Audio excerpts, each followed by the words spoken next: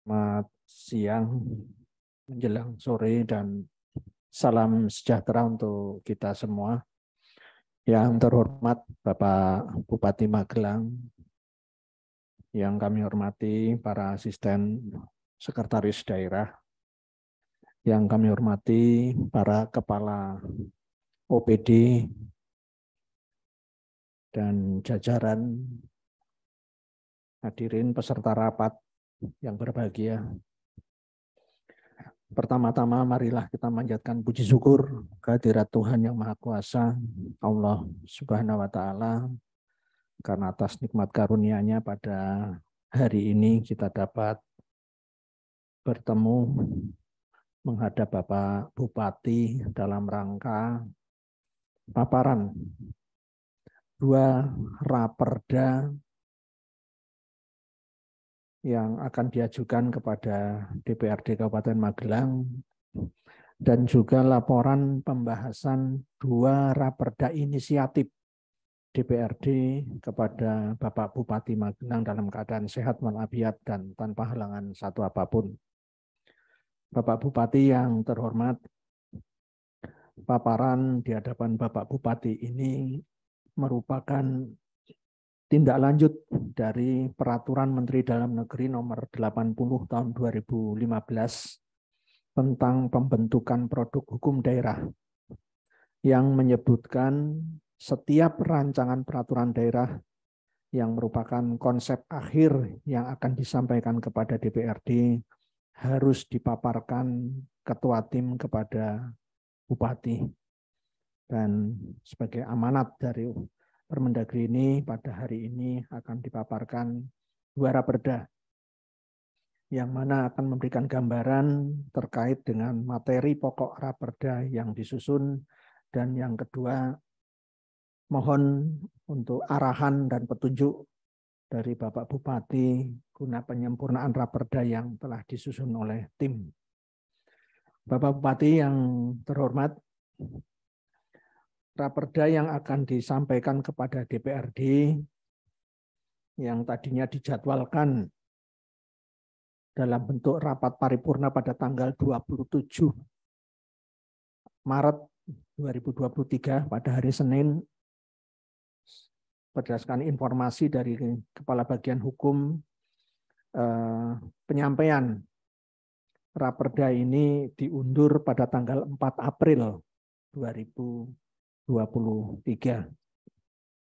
Oleh karena itu, setelah ada arahan dari Bapak Bupati, barangkali ada penyempurnaan, akan memberikan waktu yang cukup. Bapak Bupati yang terhormat, selanjutnya raperda yang akan dipaparkan yaitu rancangan peraturan daerah tentang pajak daerah dan retribusi daerah, dan yang kedua rancangan peraturan daerah tentang perubahan atas peraturan daerah nomor 3 tahun 2021 tentang pembentukan dana cadangan pemilihan bupati dan wakil bupati Magelang tahun 2024. Kemudian apabila diperkenankan, nanti PLT Kepala Dinas Pariwisata Pemuda Olahraga akan menyampaikan laporan hasil pembahasan raperda inisiatif DPRD, yaitu tentang desa wisata. Dan yang kedua, sebetulnya ini adalah inisiatif Dewan terkait dengan perubahan Perda 14 tahun 2017 tentang hak keuangan dan administrasi pimpinan dan anggota DPRD Kabupaten Magelang. Mohon berkenan dan izin Bapak Bupati untuk selanjutnya dua raperda yang akan disampaikan Bapak Bupati nanti ke DPRD dipaparkan oleh Kepala BPPKAD, kebetulan terkait dengan pajak daerah dan retribusi daerah, dan yang kedua tentang dana cadangan pemilihan bupati dan wakil bupati Magelang tahun 2024. Mohon izin Kepala BPPKAD akan memaparkan dua raperda dimaksud. Untuk selanjutnya, waktu dan kesempatan Kepala BPPKAD selaku pemrakarsa bisa menyampaikan paparan di hadapan Bapak Bupati. Dipersilakan.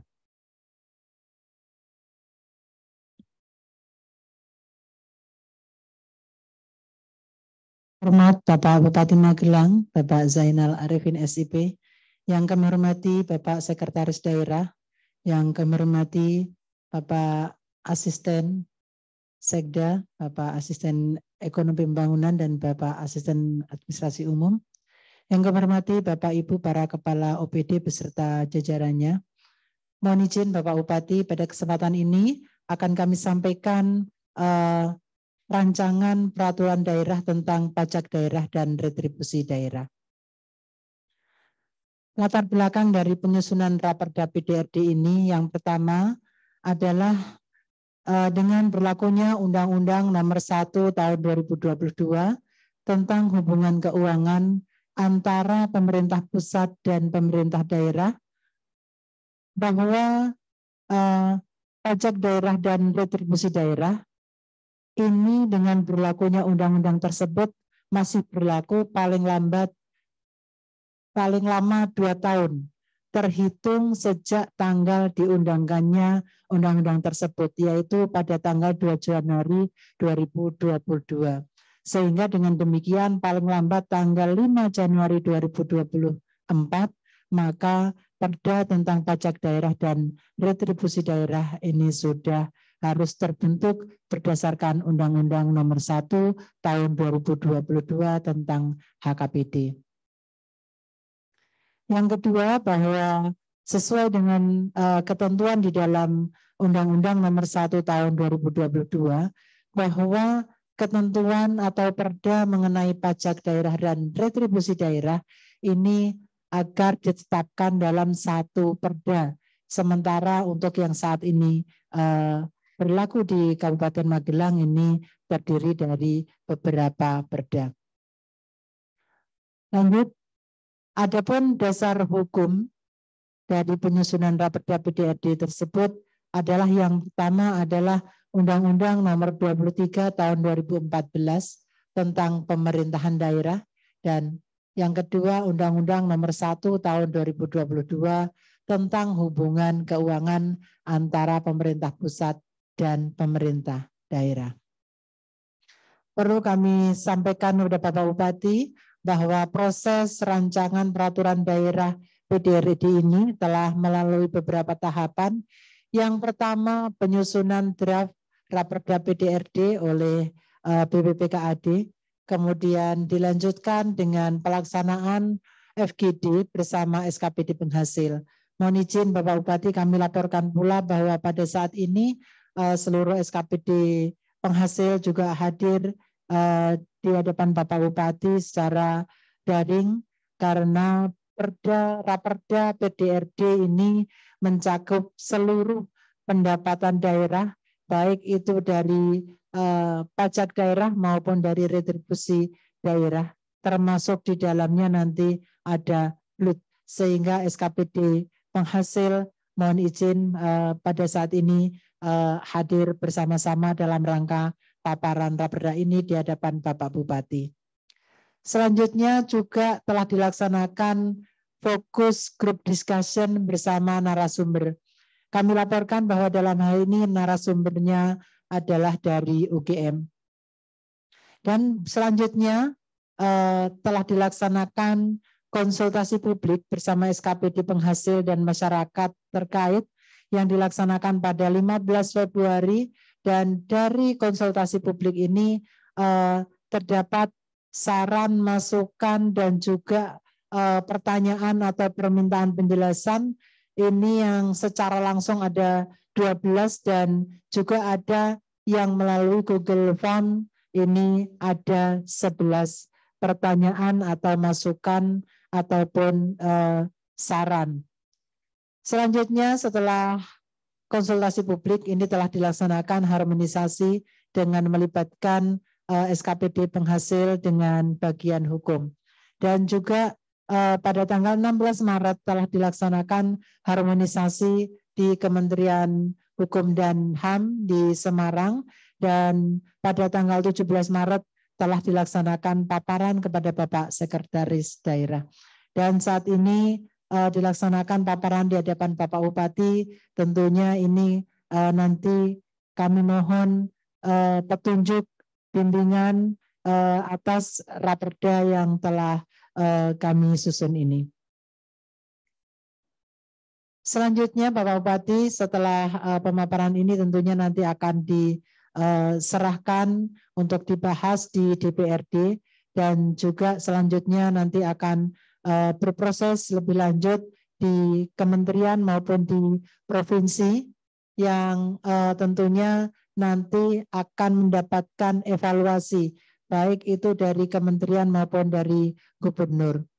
Atas hasil evaluasi Raperda tersebut, maka nanti apabila dari hasil evaluasi ini disetujui, maka tentunya dari Bapak Bupati atau dari pemerintah Kabupaten Magelang ini memproses Raperda PDRD menjadi perda. Dan apabila ternyata hasilnya ditolak, maka pemerintah Kabupaten Magelang, Bupati beserta DPRD ini nanti memperbaiki Raperda PDRD sesuai dengan rekomendasi dan selanjutnya menyampaikan hasil perbaikan kepada Mendagri dan Menteri Keuangan paling lama 7 hari.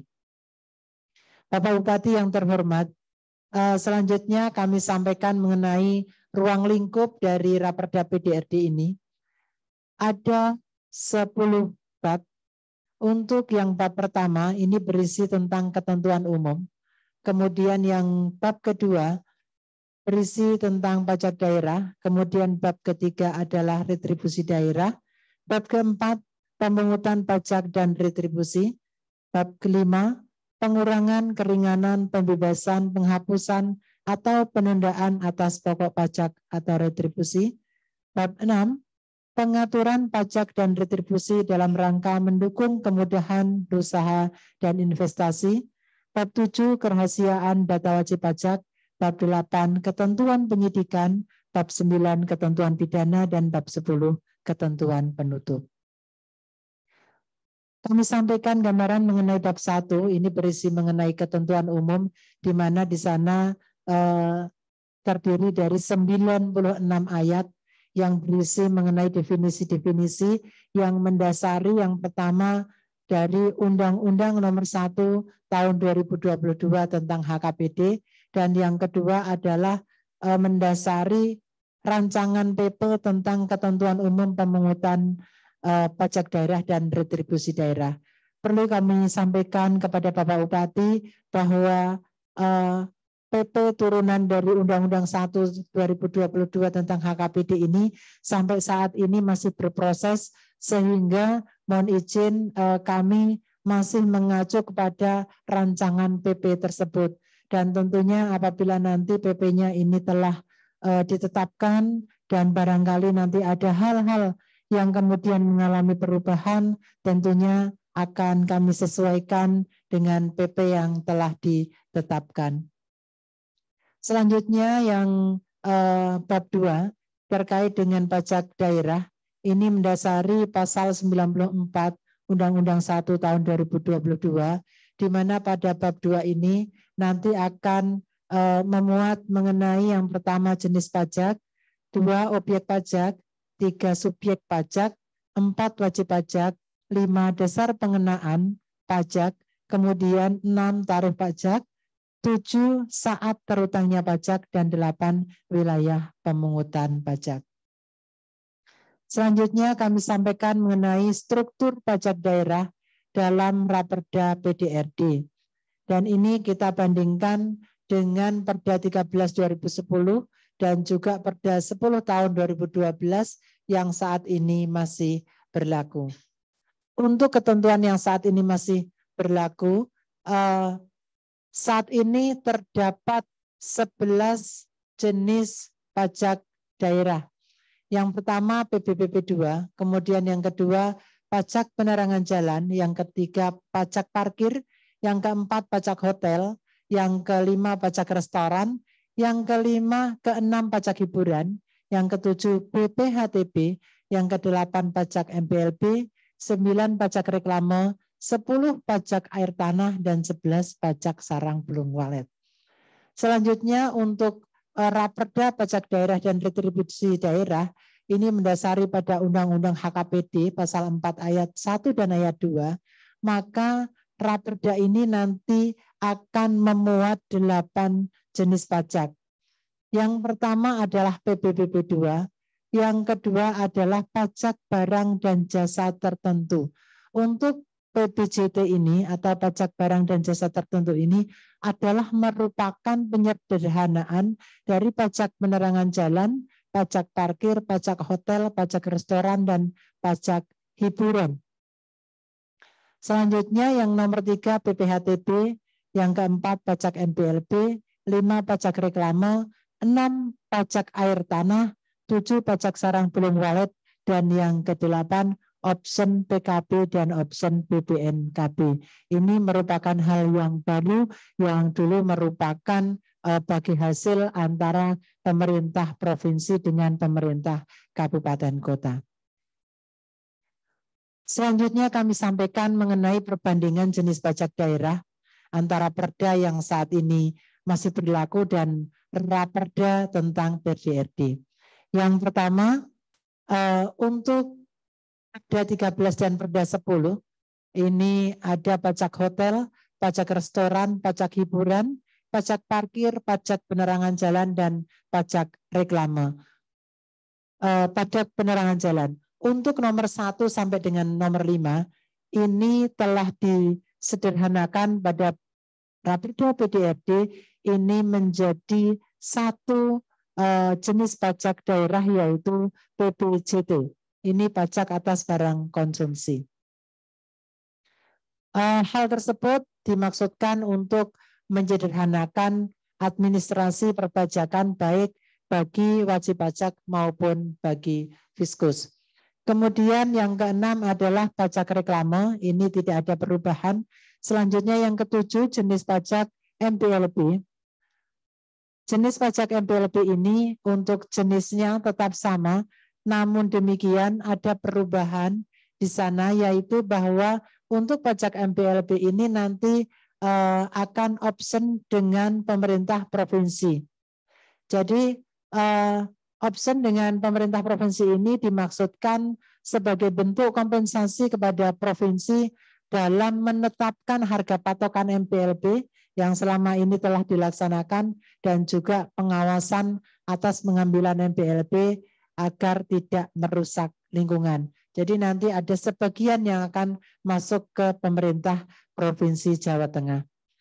Kemudian yang ke-8 ini pajak air tanah. Jenisnya masih tetap sama yaitu pajak air tanah. Namun demikian ada perubahan terkait dengan penggunaannya, yaitu bahwa di sana ada armah penggunaan dari sebagian hasil penerimaan pajak air tanah ini yang harus dialokasikan untuk menjaga kelestarian dan ketersediaan air tanah. Selanjutnya yang ke-9 pajak sarang burung walet ini masih tetap sama. PBBP 2 juga tetap sama, hanya nanti ada sedikit perbedaan. Namun jenisnya tetap sama. Untuk BPPHTB ini jenis pajaknya tetap sama. Namun demikian ada perubahan pada NPOP-TKP, di mana pada Perda yang saat ini berlaku adalah sebesar 60 juta rupiah. Sehingga untuk pengenaan pajaknya adalah dikurangi dulu sebesar 60 juta rupiah baru dikenakan pajak. Namun demikian pada draft ini sesuai dengan undang-undang maka menjadi 80 juta rupiah untuk NPOP TKP-nya. Jadi ada peningkatan untuk pengurangannya. Selanjutnya kami sampaikan mengenai penguatan pajak daerah pada objek pajaknya. Yang pertama untuk jenis PBBP 2, ini terdapat perbedaan antara Perda yang saat ini berlaku dengan yang draft Raperda PDRD. Yang pertama adalah adanya penambahan perluasan objek permukaan bumi hasil kegiatan reklamasi atau pengurukan, di mana objek ini pada undang-undang ataupun perda yang saat ini berlaku ini belum diatur. Kemudian yang kedua, ini mengubah objek pajak tidak dikenakan pajak PBBP 2 menjadi pengecualian objek pajak dan ditambahkan pengaturan. Yang pertama, ini untuk pengecualian objek yang digunakan oleh pemerintah dan daerah untuk penyelenggaraan pemerintahan. Ditambahkan kriteria dengan frasa yang dicatat sebagai barang milik negara atau BMN dan barang milik daerah. Sehingga semua barang milik daerah dan barang milik negara yang dicatat oleh pemerintah maupun pemerintah daerah ini dikecualikan dari objek pajak. Kemudian juga penambahan pengecualian yaitu bumi atau bangunan untuk jalur kereta api, mass rapid transit, light rail transit atau yang sejenis. Ini juga dikecualikan sehingga tidak dipungut. Kemudian penambahan pengecualian bumi atau bangunan yang dipungut pajak bumi dan bangunan oleh pemerintah. Ini adalah untuk sektor perkebunan.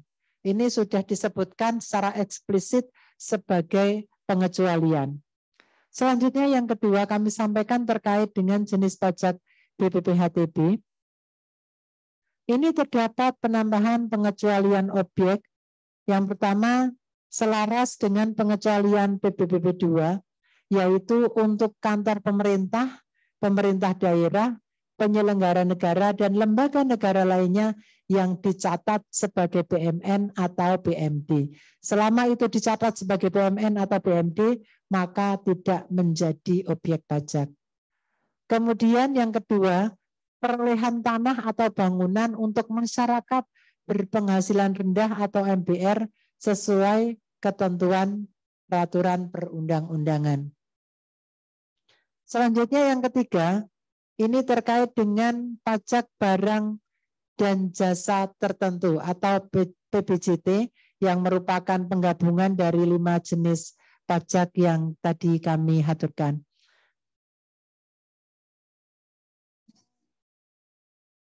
Yang kedua, ini pada dasarnya objek mengikuti objek kelima jenis pajak berdasarkan Perda 13 tahun 2010, di mana di sini ada penambahan atau perluasan.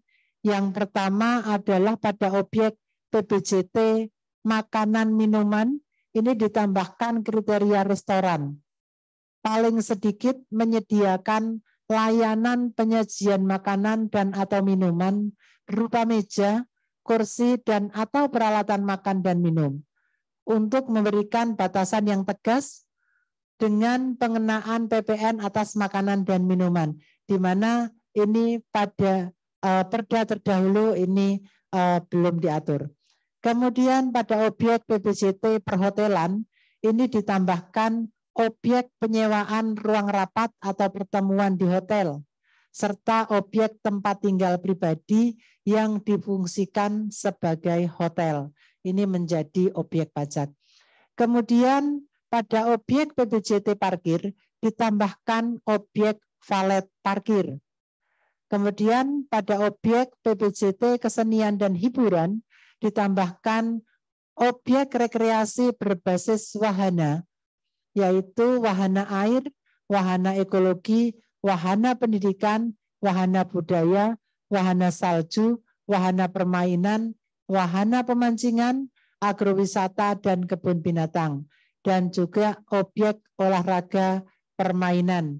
Ini sesuai dengan ketentuan pada Undang-Undang 1 2022 dan di RPP. Kemudian pajak reklame, ini terdapat perubahan yaitu penambahan pengecualian objek, yaitu reklame yang diselenggarakan dalam rangka kegiatan politik, sosial, dan keagamaan yang tidak disertai dengan iklan komersial. Selanjutnya yang kelima adalah jenis pajak air tanah. Ada perubahan yaitu penambahan pengecualian objek, yaitu untuk keperluan keagamaan, perikanan, dan peternakan rakyat ini tidak dikenakan pajak. Kemudian untuk pajak mineral bukan logam dan batuan, ini terdapat penambahan objek pajak yaitu ditambah sulfur dan MPLP ikutan. Kemudian yang ketujuh untuk sarang burung walet ini masih sama dengan Perda 13/2010. Kemudian untuk option, kami sampaikan Bapak Bupati bahwa untuk objek option ini terkait dengan PKB dan BPNKB. Jadi option ini untuk dengan provinsi yaitu PKB dan BPNKB, di mana selama ini adalah berlaku bagi hasil pajak provinsi dengan pemerintah kabupaten kota. Nah, untuk itu karena ini berlaku option, maka pada berlakunya undang-undang tentang atau perda tentang PDRD nanti, maka tidak berlaku bagi hasil, tetapi pada setiap kali pemungutan maka akan langsung sharing antara pemerintah Kabupaten Magelang dengan pemerintah Provinsi Jawa Tengah sesuai dengan tarif yang berlaku. Selanjutnya untuk perbandingan tarif pajak daerah. Yang pertama kami sampaikan mengenai PBJT. Ini untuk Perda 13/2010 dan Perda 10 tahun 2012. Yang pertama, ini tarif 10% untuk pajak hotel, pajak restoran, dan PPJ tarif. Kecuali PPJ untuk industri dan pertambangan migas, ini tarifnya 3%. Selanjutnya untuk tarif pajak parkir ini 30%, dan tarif pajak hiburan ini berlaku 10% sampai dengan 25%. Untuk tarif tertinggi, ini diantaranya diskotik, karaoke, ini berlaku 25%. Kemudian untuk di Raperda PDRD, ini mendasari Undang-Undang HKPD, tarif 10% ini berlaku untuk hotel, restoran, parkir, listrik, kesenian dan hiburan, sarpras olahraga, dan rekreasi. Kemudian kami laporkan bahwa untuk tarif 3% ini untuk konsumsi tenaga listrik dari sumber lain oleh industri pertambangan minyak bumi dan gas alam. Selanjutnya untuk tarif 1,5% ini untuk konsumsi tenaga listrik yang dihasilkan sendiri. Jadi meskipun tenaga listrik ini dihasilkan sendiri, nanti akan kena pajak dengan tarif 1,5%. Selanjutnya tarif 50% khusus untuk jasa hiburan diskotik, klub malam, karaoke, bar, mandi uap atau spa. Jadi ini yang kemarin tarifnya 25% untuk di Raperda PDRD ini menjadi 50%. Adapun latar belakang dari perubahan tersebut, yang pertama adalah penyederhanaan tarif pajak-pajak daerah berbasis konsumsi yang tadi terkait dengan PBJT, kemudian penyederhanaan administrasi pengusaha, kemudian mendorong pertumbuhan industri hiburan keluarga melalui penurunan tarif. Misalnya permainan ketangkasan yang dalam Perda 13/2010 dikenakan pajak 20%, ini menjadi 10%. Selanjutnya terkait dengan tarif 50%, ini kami laporkan kepada Bapak Bupati, ini memperhatikan tarif khusus pada jasa hiburan pada Undang-Undang 1/2022 tentang HKPD, di mana tarifnya adalah antara 40% sampai dengan 75%. Dan khusus untuk jasa hiburan yang perlu dikendalikan seperti diskotik, klub malam, karaoke, bar, mandi uap atau spa, ini tarifnya adalah 50%. Selanjutnya kami sampaikan perbandingan tarif pajak daerah. Untuk pajak reklame ini tetap 25%, tidak berubah. Kemudian untuk pajak MPLB, pada prinsipnya untuk pajak MPLB ini berlaku tarif sama 25%. Namun demikian, karena ini option dengan pemerintah Provinsi Jawa Tengah, maka tarif 20% untuk kabupaten dan tarif 5% option provinsi. Sehingga ini tidak menambah tarif untuk MPLB. Selanjutnya untuk pajak air tanah ini tetap 20%. Kemudian pajak sarang burung walet juga tetap tarifnya 10%. Selanjutnya untuk PBBB 2, kami laporkan kepada Bapak Bupati bahwa pada Perda 13 tahun 2010 dan Perda 10 tahun 2012 bahwa untuk tarif 0,2% ini untuk PBBB 2 dengan NJOP lebih dari atau sama dengan 1 miliar. Nah selanjutnya tarif 0,1% ini untuk NJOP kurang dari 1 miliar. Nah perhitungannya adalah pokok terutang PBBB 2 ini adalah tarif kali NJOP. Jadi untuk tarif 0,2% ini dihitung sejak dari 0 atau 0 rupiah sampai dengan di atas 1 miliar ini tarifnya 0,2. Adapun pada Raperda PDRD ini adalah terdapat perbedaan di mana tarif 0,2% ini untuk NJOP lebih dari atau sama dengan 1 miliar dan untuk tarif 0,1% ini untuk NJOP kurang dari 1 miliar.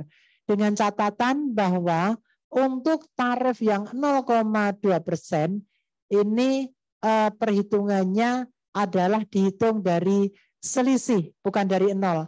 Artinya selisihnya setelah dikurangi 1 miliar. Dengan demikian, maka akan ada perbedaan perhitungan di mana setelah mencapai angka 1 miliar, maka yang 0 sampai kurang dari 1 miliar ini dihitung 0,1% dan yang 1 miliar ke atas lebihnya dihitung dengan tarif 0,2%. Selanjutnya untuk BPHTB. Untuk BPHTB ini tarif adalah tetap 5%. Namun demikian sebagaimana tadi kami sampaikan ada kenaikan nilai tidak kena pajak NPO PTKP dari 60 juta menjadi 80 juta. Sehingga pengurangan untuk wajib pajak ini menjadi lebih besar. Untuk option PKB dan BPNKB, kami sampaikan bahwa untuk tarif option merupakan tarif tetap. Ini bukan tarif maksimal. Kemudian untuk tarif option ini dikalikan dengan pajak terutang. Perlu kami laporkan Bapak Bupati bahwa untuk skema yang dulu atau yang saat ini berlaku, ini bagi hasil PKB ini adalah 70% untuk provinsi dan 30% untuk kabupaten. Nah, apabila kita analogkan tarif 66% ini, maka kalau kita analogkan dengan perhitungan bagi hasil saat ini, maka menjadi bagi hasil PKB ini yang tadinya 70% untuk provinsi, ini menjadi 60,2% untuk provinsi.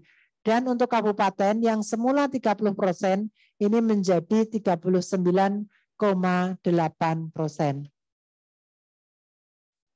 Bapak Bupati yang terhormat, selanjutnya akan kami sampaikan mengenai muatan lokal dari Raperda PDRD ini terkait dengan pajak mineral bukan logam dan batuan, yaitu mengenai wajib pajak. Di mana pada pasal 47 ayat 1, subjek pajak MPLP adalah orang pribadi atau badan yang mengambil MPLP. Kemudian yang kedua, wajib pajak MPLP adalah orang pribadi atau badan yang mengambil MPLP. Nah, di ayat 3 ini kami laporkan Bapak Bupati bahwa ayat 3 ini ada muatan lokal, di mana ini adalah untuk mewadahi pengambilan MPLP yang saat ini berlangsung, di mana pengambilan MPLP ini adalah tidak ada penambang yang berizin dan yang sudah membayar pajak. Sehingga saat ini banyak bahan mineral bukan logam dan batuan yang dibawa tetapi belum membayar pajak atau belum dibayar pajaknya. Skema yang saat ini berlangsung adalah bahwa untuk MPLP yang diambil oleh perusahaan yang berizin, maka pembayarannya adalah lewat atau langsung kepada kas umum daerah, di mana nanti akan diberikan surat keterangan sesuai dengan pembayaran pajaknya. Surat keterangan inilah yang kemudian oleh pengusaha akan diberikan kepada pengemudi atau pembeli, yang kemudian oleh pengemudi atau pembeli akan diserahkan kepada petugas di pos pemungutan MPLP sebagai bukti bahwa pajak atau bahan yang dibawa adalah sudah membayar pajak. Nah, untuk yang saat ini berlangsung bagi mereka yang membeli MPLP dari pengusaha yang belum berizin atau belum membayar pajak, maka dibayar oleh para pengemudi. Nah, di sini kemudian untuk mewadahi hal tersebut, maka di ayat 3 ini ada muatan lokal dalam hal orang pribadi atau badan membeli dan garis miring atau membawa bahan MPLP yang belum dipungut pajak termasuk wajib pajak MPLP. Ini mohon izin Bapak Bupati, kemarin juga sudah kami sampaikan di Kementerian Hukum dan HAM. Ini sudah kami sampaikan mengenai latar belakang dari kenapa ini ada muatan lokal, yaitu untuk mewadahi MPLP yang dibawa yang saat ini belum dibayar pajaknya, sehingga yang membawa atau yang membeli ini menjadi wajib pajak, sehingga ini diharapkan semuanya pajak yang terhutang, karena pajak terhutang MPLP itu adalah pada saat di mulut tambang diambil ini sudah terhutang. Nah, pajak yang terhutang ini akan kemudian bisa dibayar oleh siapapun yang mengambil, membeli atau membawa. Selanjutnya kami sampaikan untuk bab 3. Bab 3 ini membahas atau berisi tentang retribusi daerah, di mana ini adalah sesuai dengan pasal 94 Undang-Undang HKPD. Di mana pada bab 3 ini memuat yang pertama mengenai jenis retribusi, kemudian yang kedua objek retribusi, yang ketiga subjek retribusi, yang keempat wajib retribusi, yang kelima tingkat penggunaan jasa, dan yang keenam tarif retribusi. Bapak Bupati yang terhormat, akan kami sampaikan mengenai struktur retribusi daerah. Kami bandingkan antara Perda yang saat ini masih berlaku dan juga Raperda tentang pajak daerah dan retribusi daerah. Yang pertama terkait dengan retribusi jasa umum, untuk saat ini Perda yang masih berlaku, ini ada 10 jenis pelayanan, yaitu pelayanan kesehatan, pelayanan kebersihan, parkir di tepi jalan umum, pelayanan pasar, pengujian kendaraan bermotor, penggantian biaya cetak total, pelayanan tora ulang, penyediaan atau penyedotan kakus, penyedotan limbah cair, dan pengendalian menara telekomunikasi.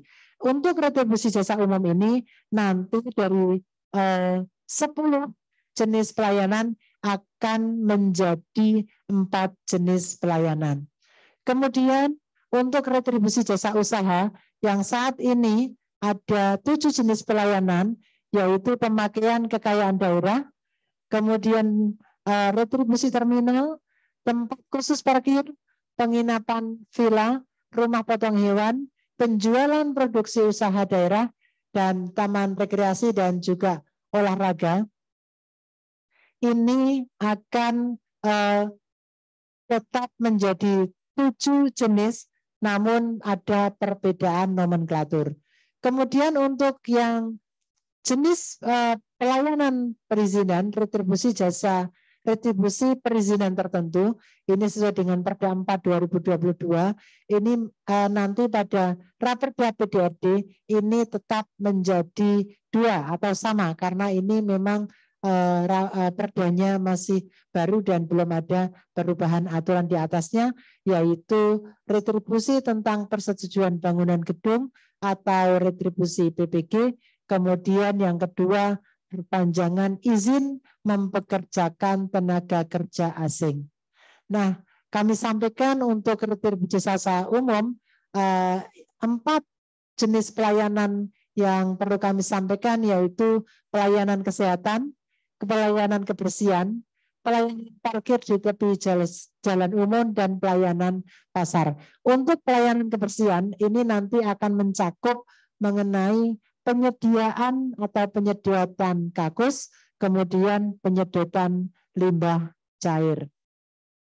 Kemudian untuk jenis retribusi 7 pelayanan yang ada pada Raperda PDRD, yang pertama, ini ada perbedaan nomenklatur, yaitu penyediaan tempat kegiatan usaha, kemudian penyediaan tempat khusus parkir, penyediaan tempat penginapan, pelayanan RTH, pelayanan tempat rekreasi dan olahraga, penjualan PUPD, dan pemanfaatan aset. Untuk retribusi terminal ini dihapus dan diganti dengan penyediaan tempat kegiatan usaha. Selanjutnya kami sampaikan mengenai ketentuan tarif retribusi bahwa berdasarkan pasal 92 ayat 1 Undang-Undang 1 2022 tentang HKBD, bahwa tarif retribusi ini merupakan nilai rupiah yang ditetapkan untuk menghitung besarnya retribusi yang terutang. Tarif retribusi tercantum dalam lampiran yang merupakan bagian tidak terpisahkan dari Raperda PDRD. Semuanya telah ada lampiran mengenai tarif-tarif yang saat ini masih berlaku pajak Raperda atau perda sendiri-sendiri. Namun saat ini untuk Raperda PDRD ini telah menjadi lampiran dalam satu Raperda. Selanjutnya untuk bab 4, pemungutan pajak dan retribusi daerah. Ini yang pertama memuat ketentuan mengenai pemungutan pajak secara umum, ini sesuai dengan pasal 52 RPP tentang PDRD, ketentuan umum tentang pajak daerah dan retribusi daerah. Kemudian memuat tentang pemungutan retribusi secara umum sesuai dengan pasal 86 RPP KU PDRD. Kemudian memuat tentang ketentuan lebih lanjut mengenai tata cara pemungutan pajak dan retribusi daerah, di mana diatur dalam peraturan bupati.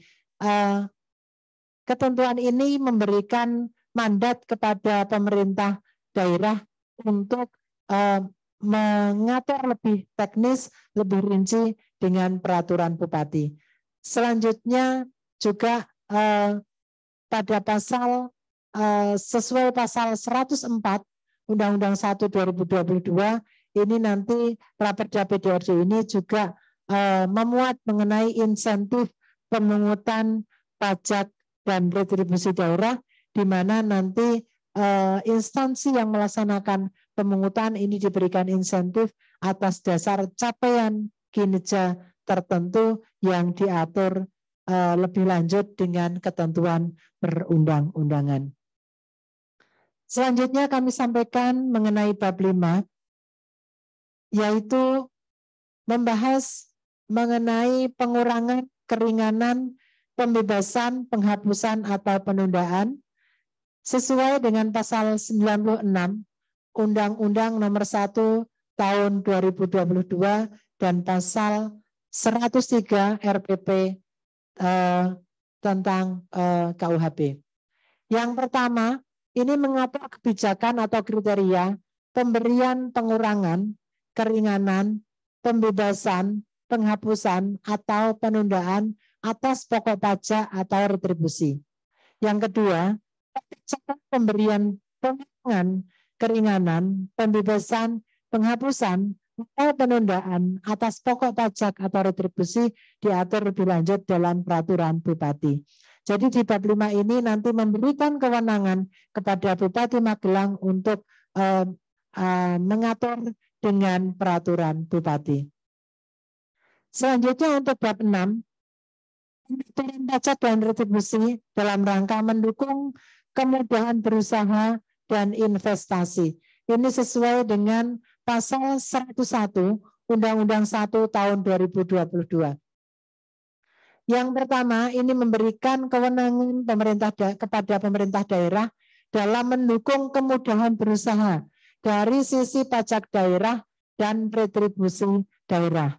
Kemudian yang kedua, mengatur kebijakan atau kriteria insentif fiskal pajak daerah yang akan diberikan oleh Bupati.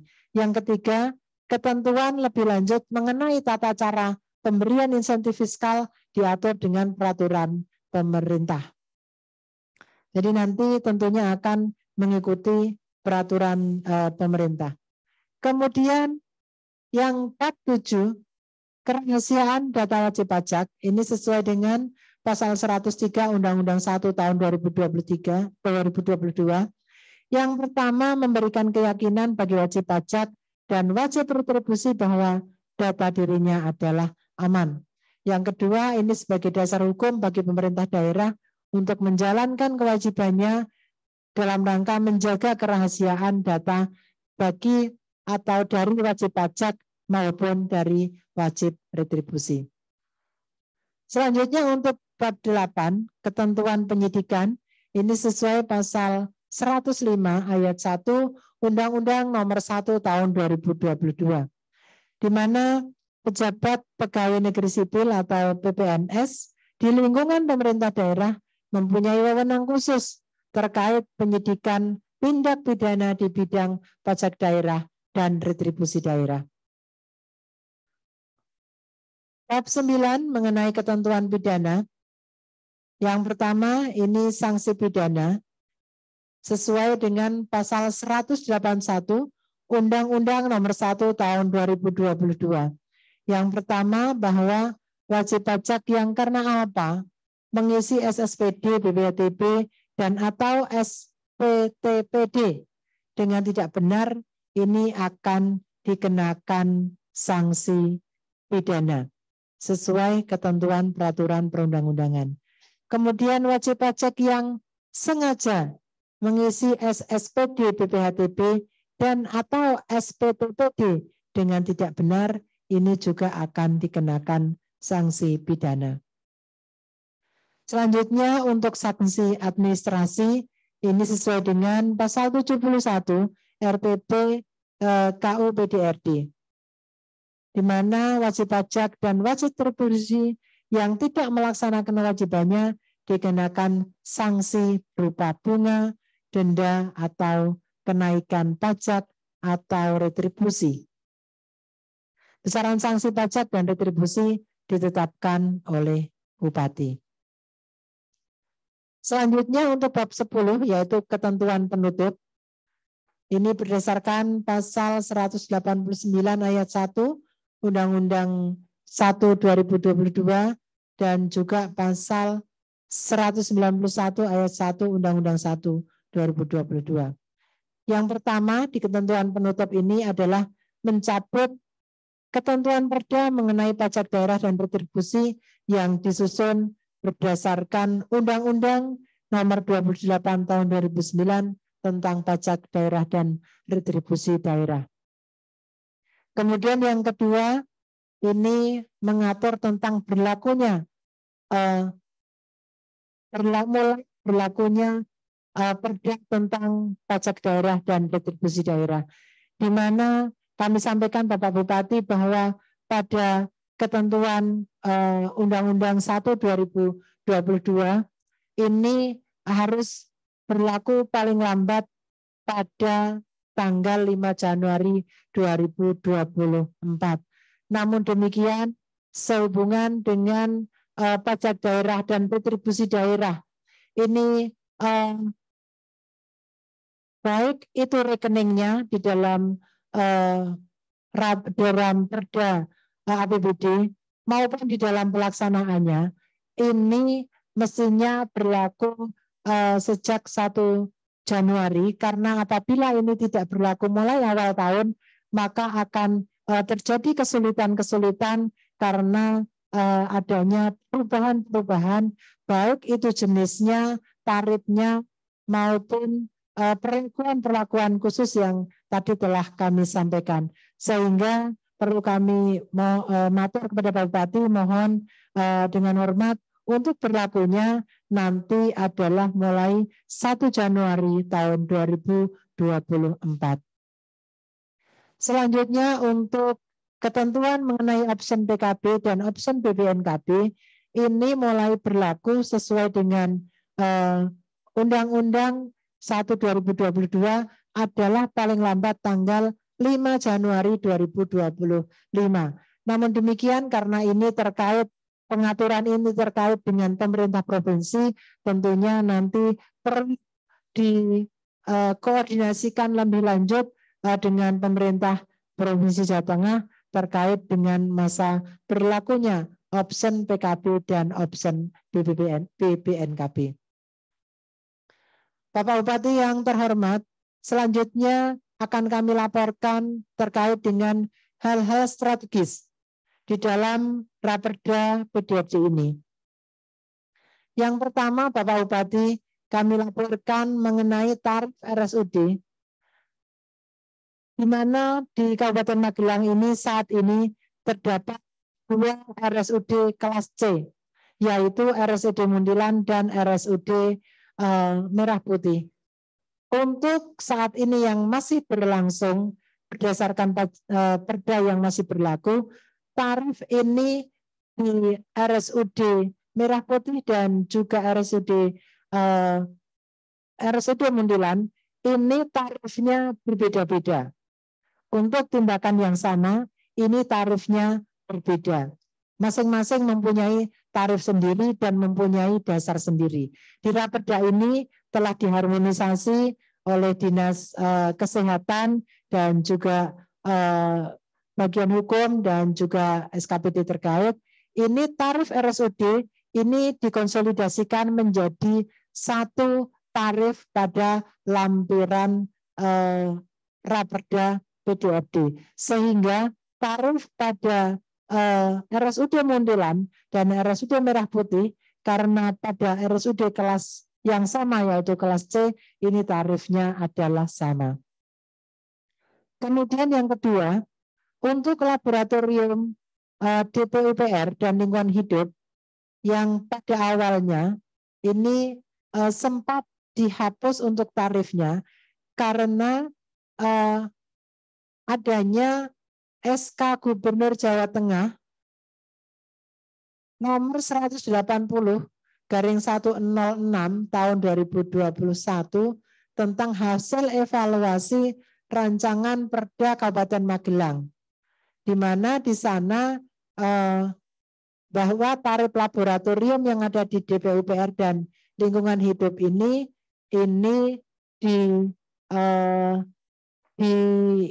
tidak boleh dimunculkan atau tidak diperkenankan.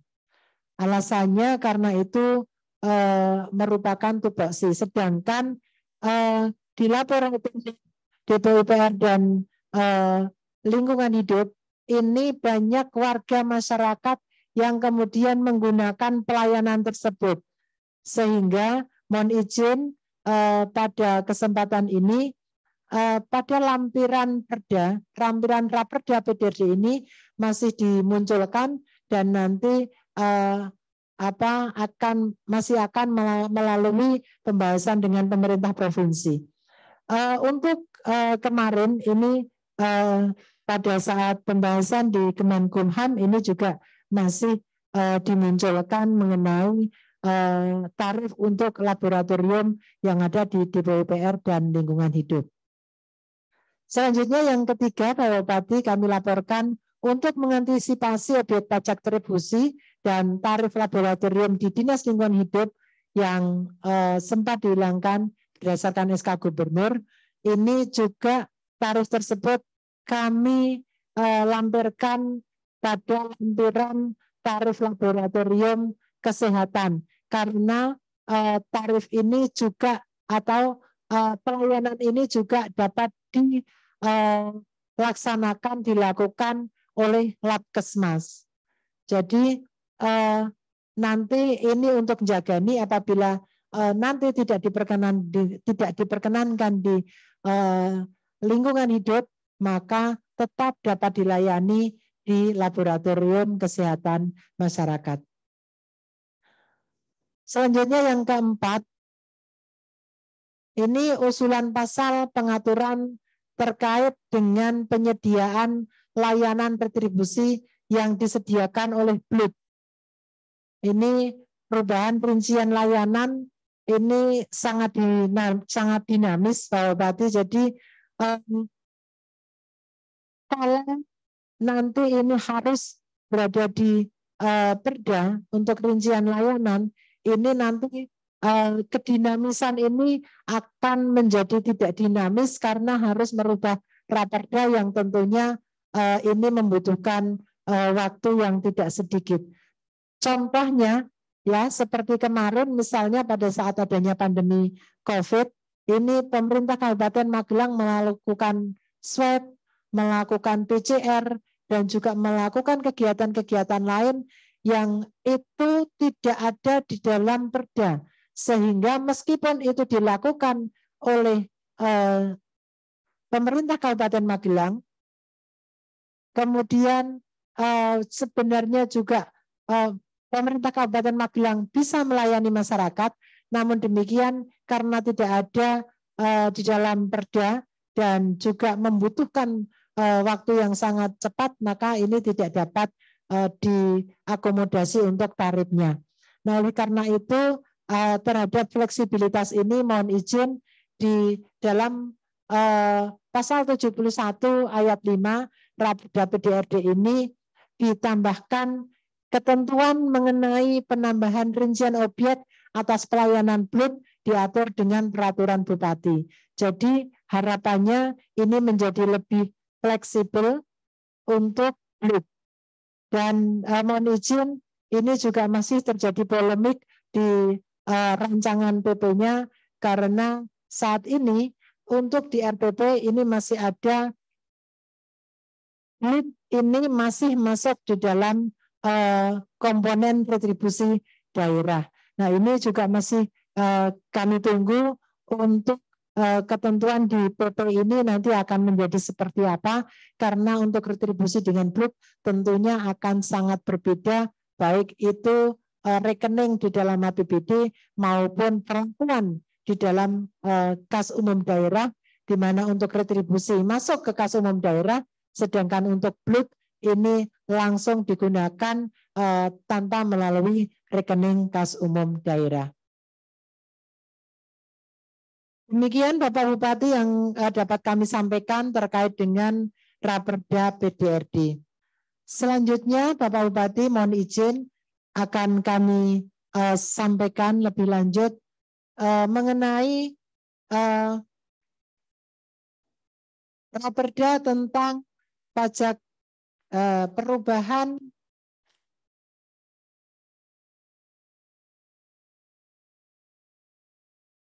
perubahan Raperda tentang dana cadangan. Bupati yang terhormat, bahwa Perda tentang dana cadangan ini sehubungan dengan munculnya aturan baru, maka diperlukan adanya perubahan atas Raperda tentang Perda tentang dana cadangan. Next. Ya, bahwa dasar dari perubahan ini yang pertama adalah pasal 166 ayat 1 Undang-Undang Nomor 10 Tahun 2016 tentang perubahan kedua atas Undang-Undang Nomor 1 Tahun 2015 tentang penetapan peraturan pemerintah pengganti Undang-Undang Nomor 1 Tahun 2014 tentang pemilihan gubernur, bupati, dan wali kota menjadi undang-undang, di mana diatur di dalamnya bahwa kegiatan pemilihan dibebankan pada APBD dan dapat didukung oleh APBN sesuai ketentuan perundang-undangan. Kemudian pasal 80 ayat 5 Peraturan Pemerintah Nomor 12 Tahun 2020 tentang pengelolaan keuangan daerah, di mana diatur bahwa pembentukan dana cadangan ditetapkan dalam Perda pembentukan dana cadangan. Selanjutnya, Peraturan Daerah Kabupaten Magelang Nomor 3 Tahun 2021 tentang pembentukan dana cadangan pemilihan bupati dan wakil bupati Magelang tahun 2024, di dalamnya mengatur bahwa dana cadangan seluruhnya adalah pada tahun 2024. Next. Selanjutnya, Surat Edaran Menteri Dalam Negeri Nomor 900.1.9.1/435-SC tentang pendanaan kegiatan pemilihan gubernur dan wakil gubernur, bupati dan wakil bupati, serta wali kota dan wakil wali kota tahun 2024. Kemudian Peraturan Menteri Dalam Negeri Nomor 54 Tahun 2019 tentang pendanaan kegiatan pemilihan gubernur, bupati, dan wali kota yang bersumber dari anggaran pendapatan dan belanja daerah, sebagaimana telah diubah dengan Peraturan Menteri Dalam Negeri Nomor 41 Tahun 2020 tentang perubahan atas Peraturan Menteri Dalam Negeri Nomor 54 Tahun 2019 tentang pendanaan kegiatan pemilihan gubernur, bupati, dan wali kota yang bersumber dari anggaran pendapatan dan belanja daerah. Di mana bahwa pendanaan kegiatan pemilihan bupati dan wakil bupati dibebankan pada APBD Kabupaten Kota. Dalam hal pendanaan tidak dapat dibebankan dalam 1 tahun penganggaran, Pemda dapat membentuk dana cadangan. Next. Ya.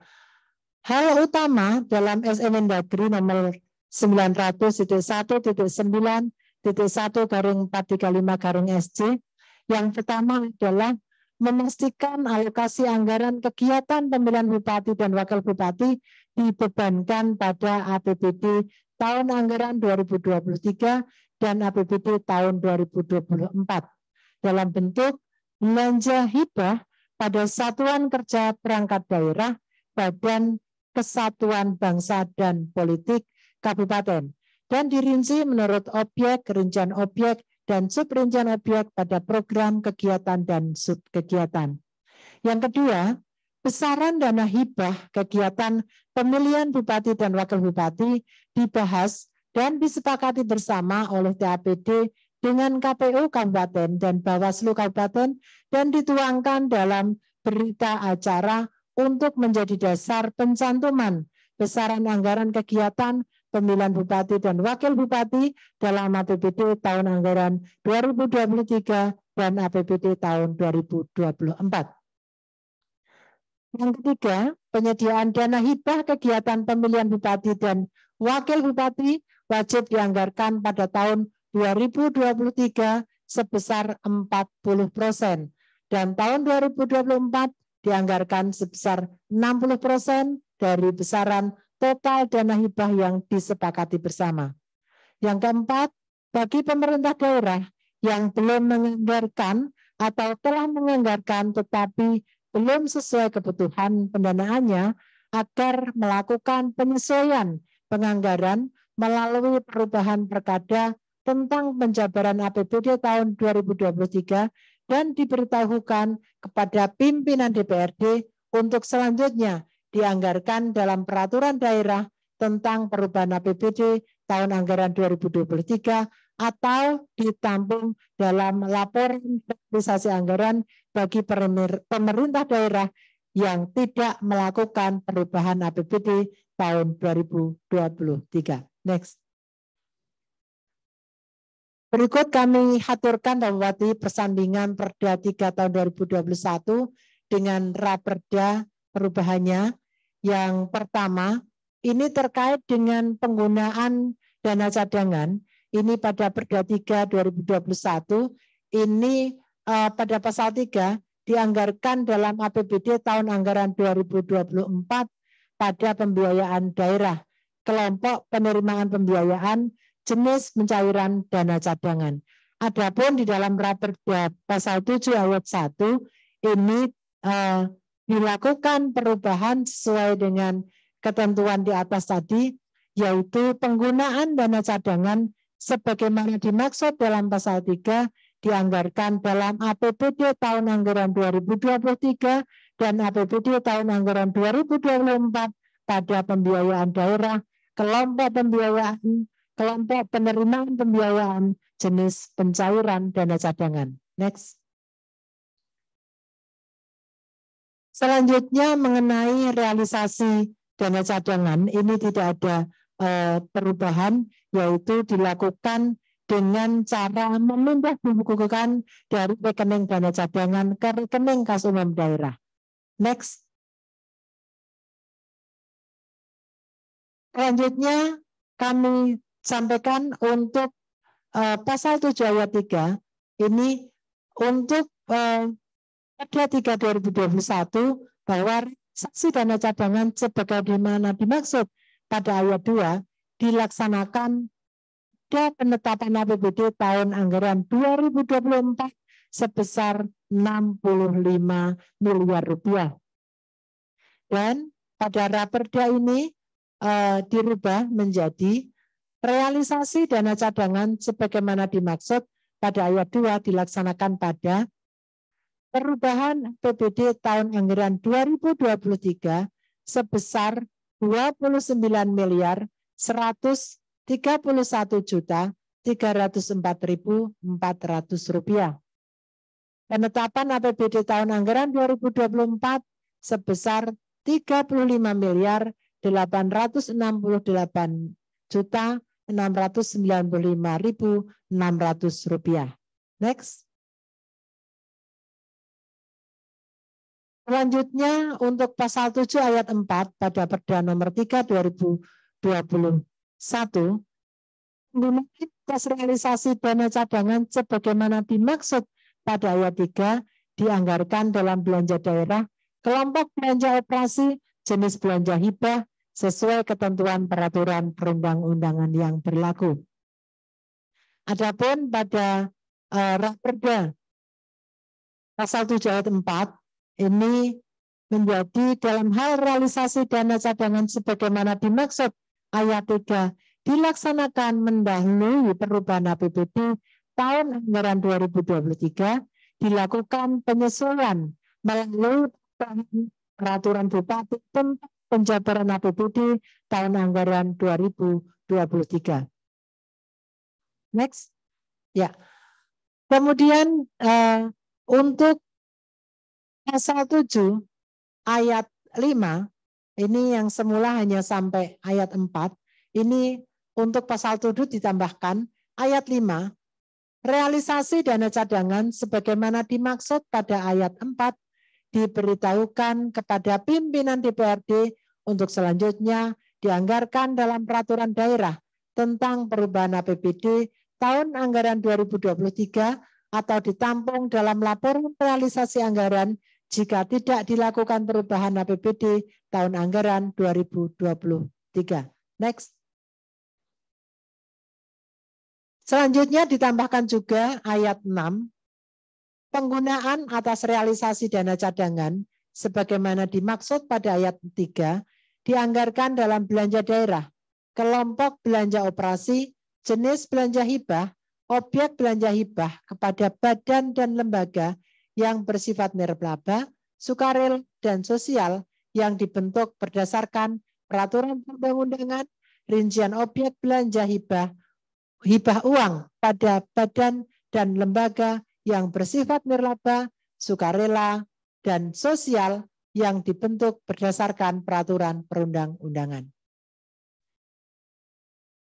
Bapak Bupati yang terhormat, perlu kami laporkan bahwa kebutuhan pendanaan hasil pembahasan untuk total kebutuhan dana KPU dan Bawaslu adalah 72.828.260.000 rupiah. Yang terdiri dari untuk kebutuhan KPU adalah 59.301.706.000 rupiah dan Bawaslu sebesar 13.526.554.000 rupiah. Adapun ketersediaan dana cadangan yaitu sebesar 65 miliar rupiah, sehingga terdapat kekurangan sebesar 7.828.260.000 rupiah. Kekurangannya tentunya sesuai dengan ketentuan ini dianggarkan langsung pada APBD tahun 2024. Selanjutnya kami laporkan terkait dengan pembentukan dana cadangan. Saat ini telah terbentuk dana cadangan yang pertama, pembentukan tahun 2021 perubahan sebesar 10 miliar rupiah, pembentukan tahun 2022 penetapan 25 miliar rupiah, dan 2023 penetapan sebesar 30 miliar rupiah. Dan total dana cadangan telah tersedia di rekening dana cadangan saat ini secara keseluruhan 65 miliar rupiah. Selanjutnya perlu kami laporkan untuk rencana realisasi pendanaan pemilihan bupati dan wakil bupati. Yang pertama untuk KPU, ini untuk hasil pembahasan jumlahnya adalah 59.301.706.000 rupiah. Untuk tahun 2023 akan digunakan atau dicairkan dari dana cadangan sebesar 23.720.682.400 rupiah. Kemudian di tahun 2024 ini dari dana cadangan adalah 29.268 miliar. Mohon maaf, kami ulangi, 29.268.780.600 rupiah. Kemudian penganggaran langsung APBD tahun 2024 adalah 6.312.243.000 rupiah. Kemudian untuk Bawaslu, hasil pembahasan total dananya adalah yang dibutuhkan sebesar 13.526.554.000 rupiah. Untuk pencairan tahun 2023 dari dana cadangan adalah sebesar 5.110.622.000. Kemudian untuk tahun 2024 berasal dari dana cadangan 6.599.915.000 rupiah. Adapun untuk penganggaran langsung adalah 1.516.017.000 rupiah. Untuk pendanaan KPU dan Bawaslu adalah hasil pembahasan 72.828.260.000 rupiah. Kemudian untuk tahun 2023 pencairan dana cadangan sebesar 40% dari total kebutuhan. Dari dana cadangan ini sebesar 29.131.304.400 rupiah. Sedangkan untuk tahun 2024 pencairan dana cadangan sebesar 35.668.695.600 rupiah dan dari penganggaran langsung 7.828.260.000 rupiah. Bapak Bupati yang terhormat, tentunya angka-angka tersebut kami mohon petunjuk dari Bapak Bupati dan juga tentunya terkait dengan Raperda pajak daerah dan retribusi daerah yang telah kami haturkan tadi, yang telah kami paparkan ke hadapan Bapak Bupati. Kami mohon tunjuk dari Bapak Bupati Magelang terkait dengan Raperda yang telah kami sampaikan untuk penyempurnaan dari Raperda tersebut. Dari kami cukupkan sekian dan mohon maaf apabila ada hal-hal yang tidak berkenan. Selanjutnya waktu kami haturkan lagi kepada Bapak Sekda. Kami akhiri. Wassalamualaikum warahmatullahi wabarakatuh. Waalaikumsalam warahmatullahi wabarakatuh.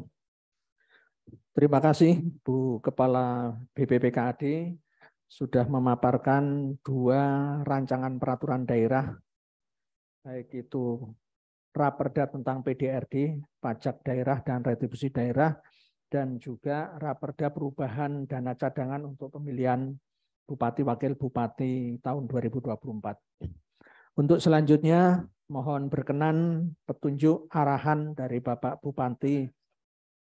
Oh sekalian aja. Untuk sekaligus laporan dari Pak PLT Kepala Dinas Pariwisata Pemuda Olahraga. 2 tapi yang satu terkait Bapak hak keuangan Dewan, mungkin nanti Kak buka Pak Hukum ya. Hah? Oh, mutatis mutandis dengan PP. Oh, okay. Yang hak keuangan pimpinan dan anggota Dewan.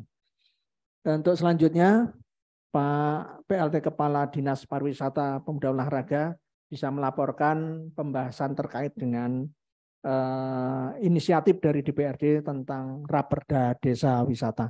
Dipersilakan.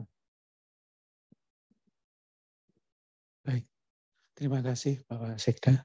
Assalamualaikum warahmatullahi wabarakatuh. Salam sejahtera untuk kita semua. Om Swastiastu, Namo Buddhaya, salam kebajikan, rahayu.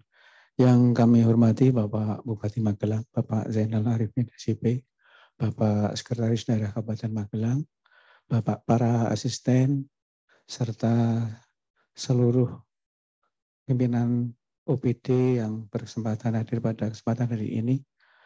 Pada kesempatan ini, izinkanlah kami dari Dinas Pariwisata Pemuda dan Olahraga mau menyampaikan laporan dari pembahasan rancangan peraturan daerah tentang desa wisata Kabupaten Magelang yang sebagai inisiatif Dewan. Perlu kami sampaikan Bapak Bupati bahwa latar belakang dari pembentukan peraturan daerah tentang desa wisata ini adalah pertama, perlu kita maklumi bersama bahwa pembangunan desa wisata di Kabupaten Magelang saat ini telah sejalan dengan visi rencana induk pembangunan kepariwisataan Kabupaten Magelang tahun 2014-2034, yaitu terwujudnya Kabupaten Magelang sebagai kabupaten wisata yang berdaya saing dan berwawasan budaya, serta selaras dengan misi pembangunan kepariwisataan daerah, yakni menjadikan Kabupaten Magelang sebagai kabupaten tujuan wisata kualitas unggulan. Sejalan dengan itu pula bahwa yang melatar belakangi adalah pengembangan desa wisata di Kabupaten Magelang saat ini juga diarahkan guna mendukung pengembangan kawasan strategi pariwisata nasional KSPN Borobudur. Adapun tujuan dari peraturan daerah tentang desa wisata di Kabupaten Magelang yang pertama adalah memberikan kepastian hukum terhadap pembangunan dan pengembangan desa wisata. Yang selanjutnya adalah mempertegas peran dan tanggung jawab para pihak yang terkait dalam pembangunan dan pengembangan desa wisata. Yang ketiga adalah meningkatkan kesadaran masyarakat dalam upaya pelestarian dan pendayagunaan potensi alam. Serta yang keempat adalah mengoptimalkan pengelolaan potensi dan sumber daya desa melalui pendekatan pariwisataan, dan yang berikutnya adalah pemberdayaan masyarakat desa melalui pembangunan ekonomi lokal dan penetapan desa wisata. Adapun dasar hukum dari pembentukan Perda ini adalah yang pertama adalah Undang-Undang Nomor 10 Tahun 2009 tentang Kepariwisataan. Yang kedua adalah Peraturan Daerah Provinsi Jawa Tengah Nomor 2 Tahun 2019 tentang Pemberdayaan Desa Wisata di Provinsi Jawa Tengah.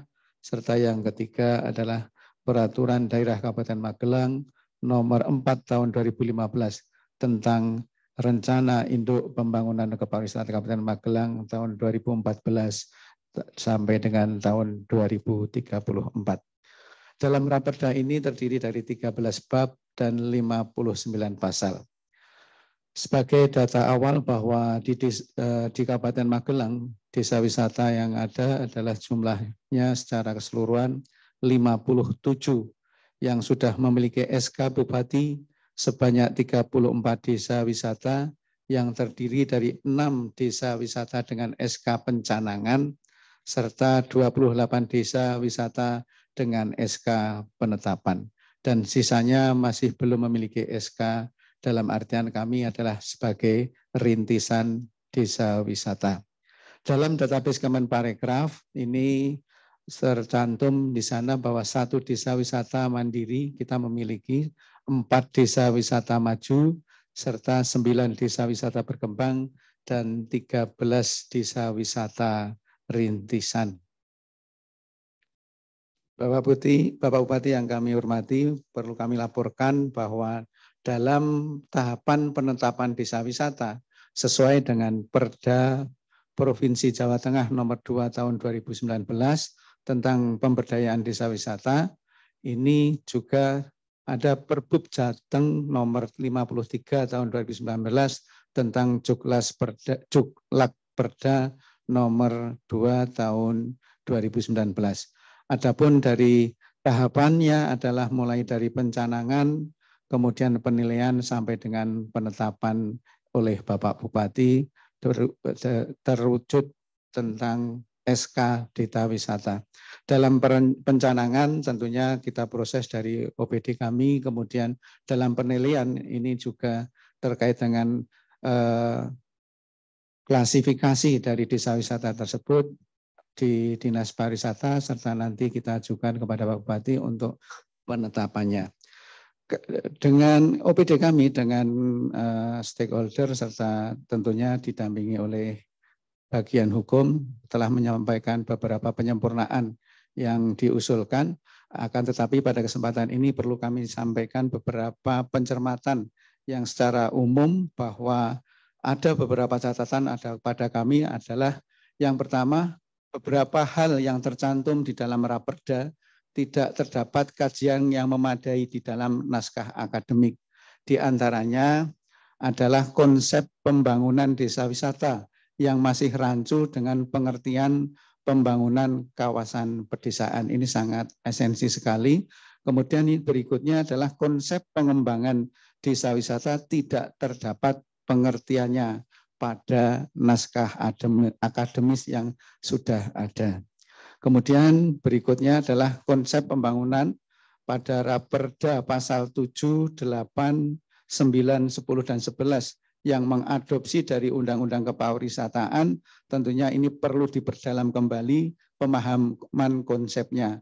Apakah titik beratnya itu pada pembangunan kepariwisataan di desa atau pembangunan desa wisata itu sendiri. Ini perlu masih pencermatan karena kalaupun pada titik berat pembangunan kepariwisataan ini akan lebih luas karena tentunya ada beberapa pihak ketiga yang tentunya akan terlibat. Akan tetapi kalau pembangunan desa wisata, tentunya prinsip dari pembangunan desa wisata terkait dengan kelestarian lingkungan hidup, kemudian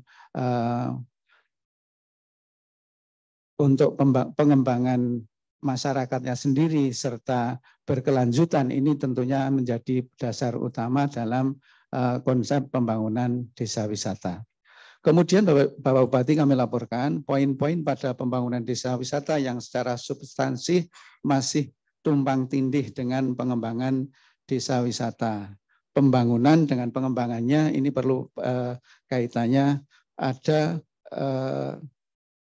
penegasan kembali dalam pasal yang nanti akan kita bahas kembali. Sehingga terdapat beberapa kali pengulangan substansi di dalam raperda yang kita bahas ini. Misalnya beberapa istilah mulai dari pemasaran, promosi, kerjasama berkali-kali disebut, tentunya ini juga merupakan inkonsistensi dari beberapa yang sudah kemarin menjadi draft raperda ini.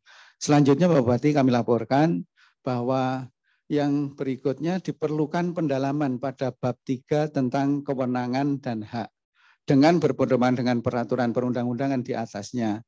Jika melihat dari beberapa peraturan perundang-undangan terdapat relasi antara tugas, kewenangan, kewajiban, dan hak. Inilah nantinya tentunya pada bab 3 ini masih perlu pencermatan terkait dengan melihat beberapa peraturan perundang-undangan yang terdapat relasi dari keempat hal tersebut. Kemudian perlu kami sampaikan bahwa klasifikasi desa wisata pada pasal 12 diusulkan masuk di Perbub karena yang pertama adanya perbedaan klasifikasi antara pedoman desa wisata dari Kemenkomarves dan Perda Provinsi Jawa Tengah nomor 2 tahun 2019, sehingga perlu adanya pengkajian lebih lanjut. Karena kalau tadi ada beberapa klasifikasi mulai mandiri, maju, kemudian berkembang serta rintisan, karena ini ada perbedaan antara maju dan mandiri di sini. Kemudian juga berkaca pada Perda Provinsi dan Perbub Jateng untuk klasifikasi di wisata dimasukkan pada sisi pergubipun. Kemudian selanjutnya laporan kami adalah masih adanya perlu memasukkan pengaturan tentang pengelolaan desa wisata sebagaimana terdapat pada Perda Provinsi Jawa Tengah nomor 2 tahun 2019 bab 4 pasal 14 dan pasal 15. Dalam pengelolaan desa wisata ini tentunya adalah kembali pada darwis yang ada di masing-masing desa wisata yang kita miliki. Dalam perkembangannya adalah untuk kelembagaan yang ada di desa kaitannya dengan BUMDes, tentunya ini adalah sudah menjadi komitmen kita bersama bahwa Pok Darwis tatkala BUMDes itu sudah berjalan sesuai dengan apa yang kita harapkan, tentunya Pok Darwis merupakan bagian dari salah satu usaha dari BUMDes yang sudah dinaungi dengan peraturan di atasnya. Selanjutnya masih ada terdapat tumpang tindih pada bab 4 tentang penetapan desa wisata, yaitu pada pasal 30. Pasal ini menjadi rancu dengan pasal 26. Seharusnya pasal ini merupakan tindak lanjut dari pencanangan dan penilaian. Akan tetapi pasal ini masih membuat alur baru. Tentunya seperti kami sampaikan di depan bahwa mulai dari pencanangan, penilaian sampai dengan penetapan yang diaturakan kepada Bapak Bupati sebagai SK penetapan oleh Bapak Bupati, ini harus secara utuh termaktub mulai dari proses ini. Akan tetapi pada pasal ini masih membuat alur baru, ada hal-hal yang lain dimasukkan. Dan pada ini tentunya diusulkan pula pada pasal 30 sampai dan 31 diganti dengan yang tercantum pada Perda Provinsi Jateng nomor 2 tahun 2019 pasal 11 dan 12. Kita tidak perlu membuat sebuah pasal baru yang intinya sebenarnya sudah ada pada yang tercantum pada Perda Prof yang di atasnya, yaitu pasal 11 dan 12. Itulah Bapak Bupati yang sudah kami cermati pada proses pencermatan yang kita lakukan OPD kami dan juga oleh bagian hukum serta stakeholder. Harapan kami kami memohon arahan agar kesempurnaan sebelum kita proses lebih lanjut bisa lebih sempurna dan lengkap. Demikian Bapak, kurang lebihnya mohon maaf. Kita akhiri. Wassalamualaikum warahmatullahi wabarakatuh. Warahmatullahi wabarakatuh. Terima kasih Bapak PLT Kepala Dinas Pariwisata, Kepemudaan dan Olahraga sudah melaporkan hasil pembahasan atas Raperda inisiatif dari DPRD Kabupaten Magelang tentang desa wisata. Dan satu Raperda, yaitu Raperda tentang perubahan Perda nomor 14 tahun 2017 tentang hak keuangan dan administrasi pimpinan dan anggota DPRD Kabupaten Magelang.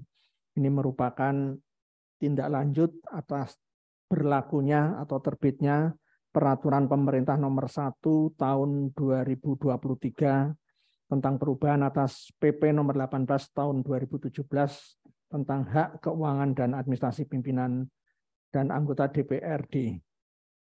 Ini ada beberapa perubahan penambahan pasal, misalnya di pasal 1 ditambah 1 angka, kemudian pasal 10 ayat 2 huruf B diubah, yang tentunya setelah dicermati oleh bagian hukum dan DPRD, ini merupakan perda mutatis mutandis dengan PP nomor 1 tahun 2023. Untuk selanjutnya Bapak Bupati yang terhormat, mohon berkenan memberikan arahan atas Raperda yang sudah dilaporkan kepada Bapak Bupati. Waktu dan kesempatan kami aturkan kepada Bapak Bupati.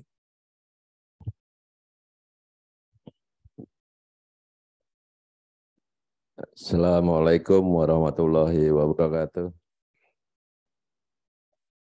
Selamat sore dan salam sejahtera untuk kita semuanya. Saya hormati Pak Sekda, Pak Asisten, dan tentunya Kepala OPD yang hadir pada kesempatan ini, dan juga Bapak Ibu sekalian, hadirin dan tamu undangan yang berbahagia. Syukur kehadirat Tuhan yang Maha Kuasa, hari ini hari kedua bagi umat Muslim yang menjalankan ibadah puasa, dan kita mengawali hari pertama masuk kerja rapat di sore hari. Semoga kita bisa menyelesaikan rapat ini, tapi tidak boleh buka bersama nanti, karena ada aturan tidak boleh buka bersama. Tapi kalau batal bersama sesuai jamnya, maghrib boleh ya Pak Asuri ya? Saya harus minta fatwa Pak Asuri nanti, boleh nggak batal bersama gitu kan? Kalau nggak boleh buka puasa kan batal bersama. Bapak Ibu sekalian, Pak Sekda, ini memang sebuah perda yang luar biasa, pelik saat ini. Tadi yang sudah disampaikan oleh Bu Siti Yumaroh, selaku inisiator kaitan dengan pajak dan juga retribusi. Ini kan rohnya kaitan dengan bagaimana kita mencari uang. Tapi juga bagaimana kita melihat situasi dan kondisi yang ada. Bapak Ibu sekalian, beberapa hari yang lalu, mungkin tepatnya sekitar seminggu yang lalu, kita dikejutkan oleh sebuah peristiwa yang luar biasa. Ada sebuah bank di Amerika yang mengalami sebuah kebangkrutan. Maka pada saat itu banyak negara yang mengalami kepanikan. Itu yang pertama, kalau nggak salah hari Jumat itu ada Silicon Bank, Silicon Valley Bank yang ada di Amerika sana. Kemudian disusul berikutnya ada Signature. Ini belum selesai juga, ditambah lagi oleh Silvergate. Itu. Bahkan juga ini sudah merambah ke Eropa, tidak hanya di Amerika. Maka Amerika ini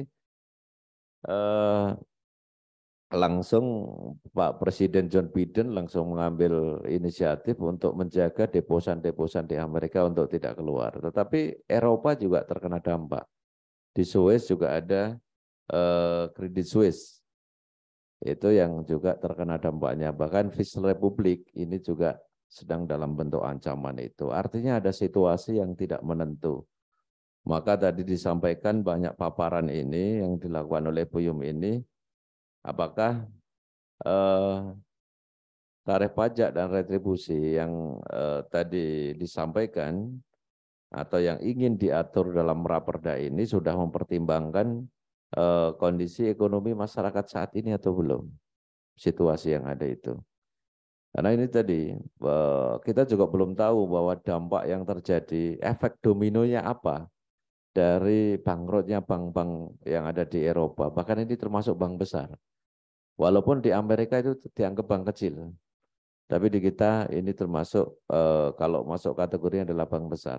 Bahkan bank-bank yang tadi dinyatakan kolab, ini adalah bank-bank yang menjalankan bisnis di sektor digitalisasi. Gitu, artinya dari bisnis startup dan yang lainnya.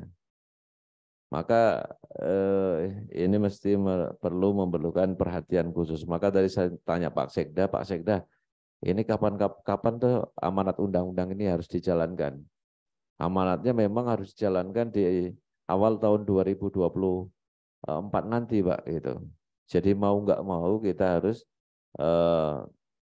melaksanakan ini. Tapi kita juga tadi mestinya juga harus mempertimbangkan tarif pajak kita dan retribusi kita nanti memang sudah sesuai belum dengan kondisi kira-kira kondisi ekonomi yang ada saat ini di tengah-tengah perubahan ekonomi secara global yang tidak menentu. Karena tentunya dengan kondisi bank-bank tadi, ini kan pasti akan berdampak pada ketidakpastian atau meningkatnya ketidakpastian pasar keuangan global. Jadi banyak pelaku-pelaku sektor ekonomi yang tidak lagi percaya dengan kondisi pasar global.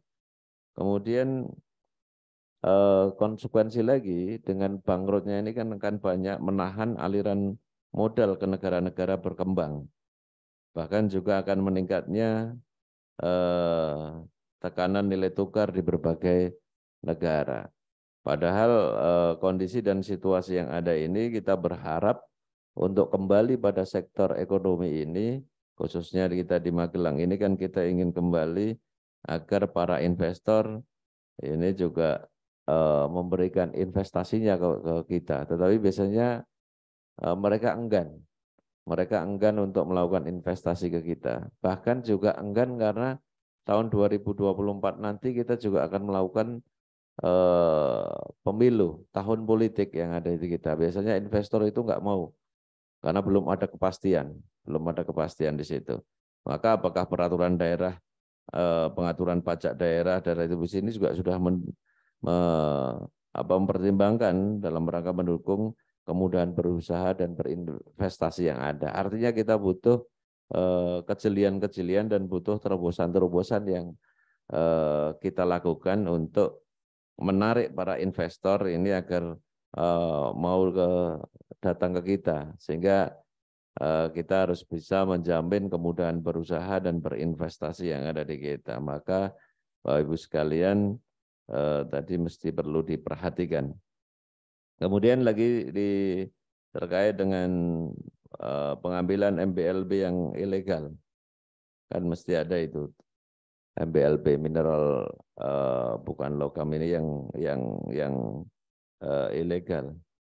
Karena beberapa waktu yang lalu kan juga menjadi isu yang luar biasa di kita. Nah, pertanyaannya contohnya apa yang akan dilakukan oleh petugas pemungut pajak apabila ada orang yang membawa tapi tidak mau bayar pajak.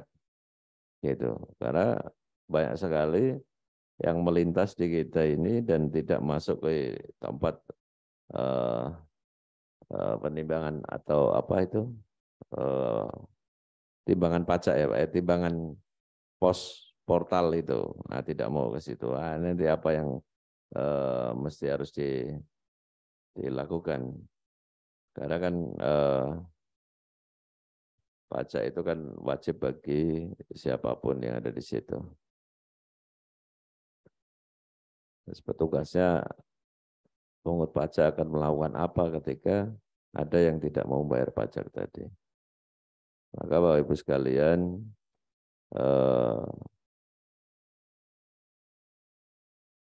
tadi juga termasuk PLUD.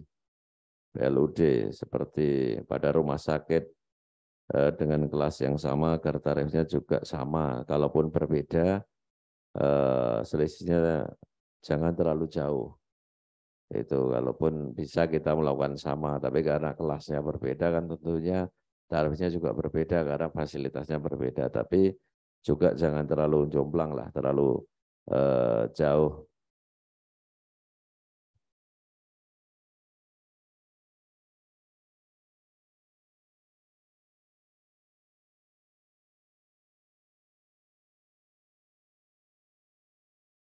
Kemudian masih di PLUD ini kaitan dengan pengaturan penyediaan layanan retribusi yang disediakan oleh atau diberikan oleh PLUD ini untuk juga mengakomodir kemungkinan perubahan yang begitu cepat, perubahan yang begitu dinamis, itu agar ya, karena tentunya kan perubahan rincian layanan juga sangat dinamis.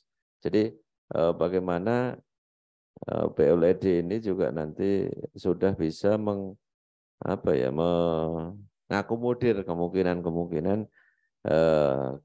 gerak dinamis ini bisa diikuti di dalam pengaturan layanan retribusi yang dilakukan atau diberikan oleh PLUD. Kemudian kaitan dengan pilkada tadi juga dana cadangan. Jadi di amanat undang-undang kalau tidak salah bahwa pemerintah daerah juga wajib mensukseskan pemilihan umum. Walaupun akhir-akhir ini juga disibukkan dengan berita penundaan pemilu oleh salah satu pengadilan di Jakarta itu. Tapi kemungkinan itu sangat kecil untuk dilakukan penundaan karena kalau kita tunda pemilu berarti akan terjadi kekosongan negara. Tidak ada pemimpin di situ dan ini akan bahaya dan akan chaos. Karena apa? Karena amanat undang-undang itu presiden, gubernur, wali kota, DPRD itu dipilih atau DPD 5 tahun sekali. Itu 5 tahun sekali. Nah nanti kalau ditunda Pak Presidennya nggak ada, siapa yang mau jadi presiden? Pak Menterinya nggak ada, ini kan repot. Jadi mesti memang kita harus tetap menyiapkan dana cadangan itu, apapun yang terjadi itu tugas kita di pemerintah daerah untuk menyiapkan anggaran yang dibutuhkan dalam pemilu, termasuk pemilu kada. Kemudian Bapak Ibu sekalian, itu juga pastikan bahwa tadi disampaikan kita masih punya kekurangan sekitar 7,2. Ini pastikan kita bisa memenuhi anggaran tersebut. Kemudian kaitan dengan Disparpora lah, ini Disparpora agar lebih serius, itu lebih serius lagi dalam mengawal raperda inisiatif desa wisata ini, karena tadi ya masih muter-muter dan sebagainya itu kan, ini kan inisiatif di kita. Ini lebih serius untuk karena tadi kita berharap dari desa wisata ini memang muncul kemandirian desa. Jadi disampaikan kita ada desa desa yang maju, kita ada desa wisata yang berkembang, dan kita juga punya desa wisata rintisan. Harapannya dari ini, baik maupun rintisan maju berkembang ini, harapannya kan hanya memunculkan sebuah kemandirian. Banyak desa, contoh di desa kita, saya kemarin sempat cerita sama Bu Yumaro itu, bahwa sebenarnya juga ada potensi pendapatan yang luar biasa di sektor desa wisata ini. Contoh kemarin yang ada di Ketepas, itu bahkan di desa yang namanya di apa itu, kalau desa itu dikelola oleh BUMDes desa itu. Desa itu seminggu itu bisa ratusan juta kok, tapi nggak tahu pajaknya sudah masuk ke Buyum atau belum, saya gitu. Kemarin itu sudah ratusan juta itu. Tapi biasanya mereka juga ceritanya, wah belum kok Pak, belum kok Bu ini, kita masih minus dan sebagainya. Tapi kalau mau dicek betul di sana, salah satu di mana itu, Ketepas yang arah ke Kayangan apa ya, tol Kayangan. Nah itu seminggu itu sudah hampir bisa mendekati ratusan juta, bahkan sebulan sudah ratusan juta itu. Tapi sudah masuk pajaknya atau belum. Sehingga di sini juga dibutuhkan, selain ada regulasi untuk mengatur semuanya tadi, juga dibutuhkan politik will dari kita, betul-betul untuk mengelola regulasi ini dalam rangka memenuhi panggilan undang-undang, menjalankan tugas-tugas kita dalam rangka untuk pembangunan ke depan. Jadi memang situasi yang tidak mudah saat ini berbicara pajak, bicara retribusi, bicara PBB, P2, semuanya yang membebani. Itu di tengah-tengah situasi yang ya sedang situasi yang kompleks tadi. Itu bahkan Pak Presiden juga mengingatkan kita untuk hati-hati efek domino dari kebangkrutan bank-bank yang ada di Eropa ini akan kemana. Ini semuanya juga belum tahu, bahkan yaitu di minggu-minggu sekarang ditambah Eropa juga sudah mulai. Apakah ini memang akan menuju ke inflasi atau ke resesi itu? Tapi kita masih optimis. Bank Indonesia kita menyatakan bahwa pertumbuhan kita masih cukup baik, sampai 2,9. Pertumbuhan ekonomi kita itu cukup baik, malah justru meningkat dari 2,6, sehingga Bapak Ibu sekalian, kita juga cukup bergembira hati lah. Tapi kita tetap harus waspada. Itu mungkin Pak Presiden mengingatkan kita untuk tidak boleh buka bersama itu karena kita juga belum endemi total, masih pandemi, baru mau ke endemi, mungkin diingatkan itu untuk tidak euforia. Maka ini kita mungkin juga ekonomi juga seperti itu. Maka ini PR besar bagi Bu Yumaroh nanti untuk mempertimbangkan kondisi ekonomi. Estimasinya kira-kira setahun, 2 tahun ke depan seperti apa. Kalau kita berharap sih kondisinya ya semuanya baik-baik saja, optimis lah pertumbuhan ekonomi kita. Tapi kan kita nggak pernah tahu juga, jangan sampai nanti begitu sudah didok, nanti juga sulit untuk dilakukan. Sehingga mesti ada sesuatu yang bisa, ketika terjadi sesuatu, kita bisa melakukan alternatif yang lainnya. Sehingga kita juga tidak salah nanti secara undang-undang. Mesti harus diberikan juga kemungkinan-kemungkinan terburuk pertumbuhan ekonomi yang ada. Kira-kira itu Pak Sekda yang bisa kami sampaikan. Tapi tentunya terakhir pesan saya bahwa dalam perencanaan dan pembahasan Raperda tentunya perlu dicermati betul agar dapat dilaksanakan dengan baik, karena intinya Raperda kita tidak boleh bertentangan dengan ketentuan dan aturan-aturan yang lebih tinggi, sehingga itu mesti harus dicermati regulasi-regulasi yang ada, jangan sampai terjadi tumpang tindih dan sebagainya sehingga nanti tidak bisa dilaksanakan.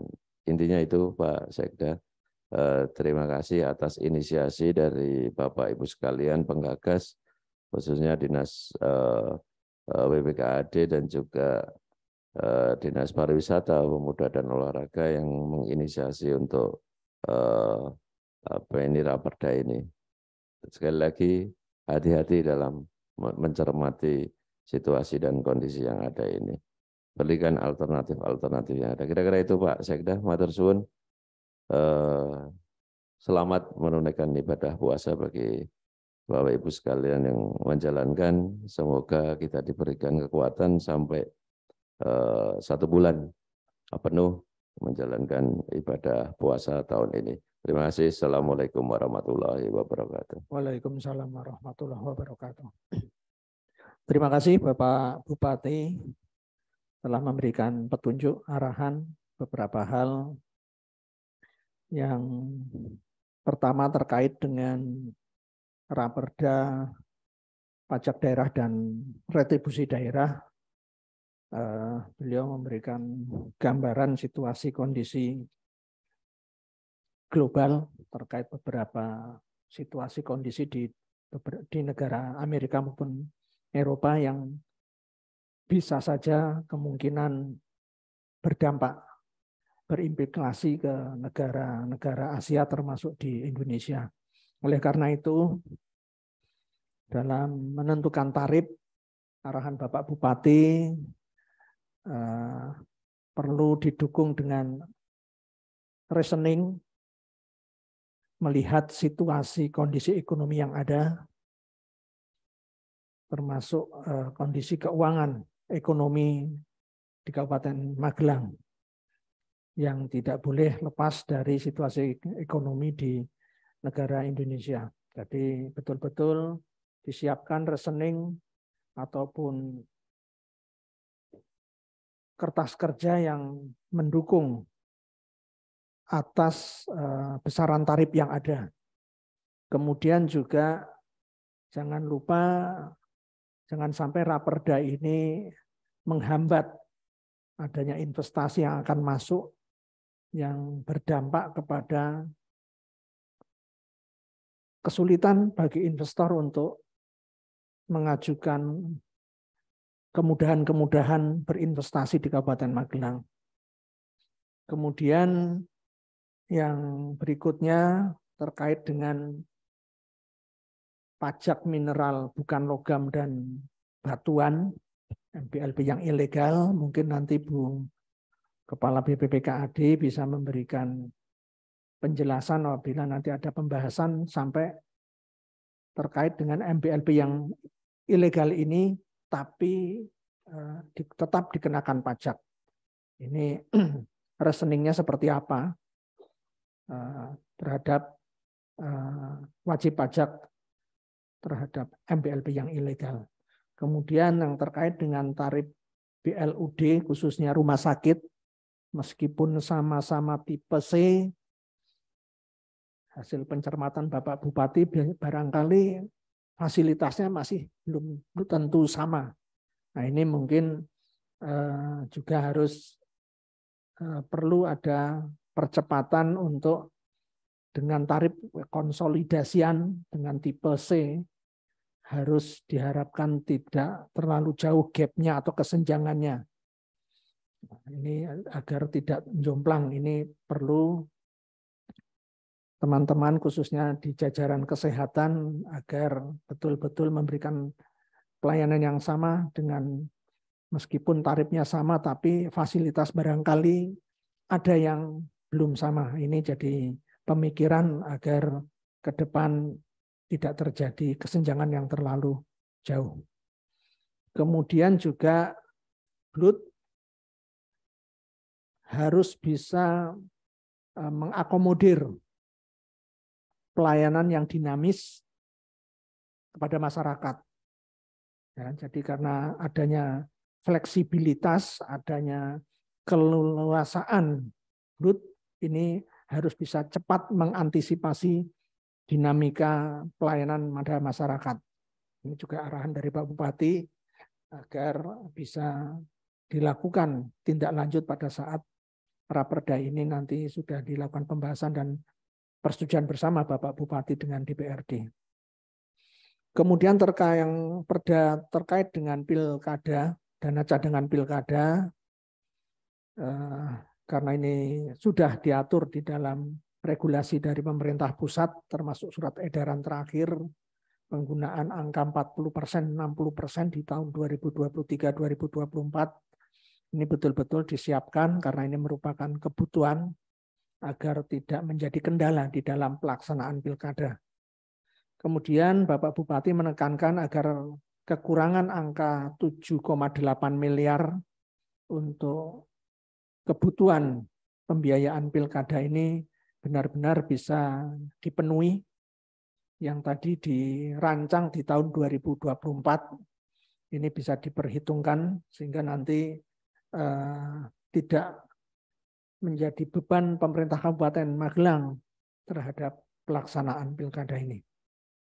Dan yang terakhir menyangkut desa wisata, saya kira ini menjadi regulasi yang bisa memenuhi pengaturan yang memberikan kepastian kepada desa di dalam pengelolaan desa wisata ke depan. Yang sudah barang tentu diarahkan menjadi desa yang betul-betul mandiri. Saya kira itu beberapa catatan yang harus kita tindak lanjuti dari arahan Bapak Bupati, termasuk di dalam nanti pembahasan di pansus ataupun komisi pada saat perda ini sudah diserahkan kepada DPRD. Saya kira ini Bapak Ibu sekalian resum yang bisa kita catat. Ada hal-hal yang mungkin nanti masih ada perubahan, tentunya menyesuaikan dengan ketentuan perundang-undangan yang sudah diarahkan dari Bapak Bupati tadi. Mungkin itu Bapak Ibu sekalian, Bapak Bupati mohon izin pertemuan paparan di hadapan Bapak Bupati saya kira sudah cukup. Sekali lagi bekal untuk kita ke depan. Sebelum akhiri, marilah pertemuan ini kita tutup dengan membaca tahmid bersama-sama. Alhamdulillahirabbil alamin. Kurang lebihnya kami dalam memandu mohon maaf. Kami akhiri billahi taufik wal hidayah. Assalamualaikum warahmatullahi wabarakatuh.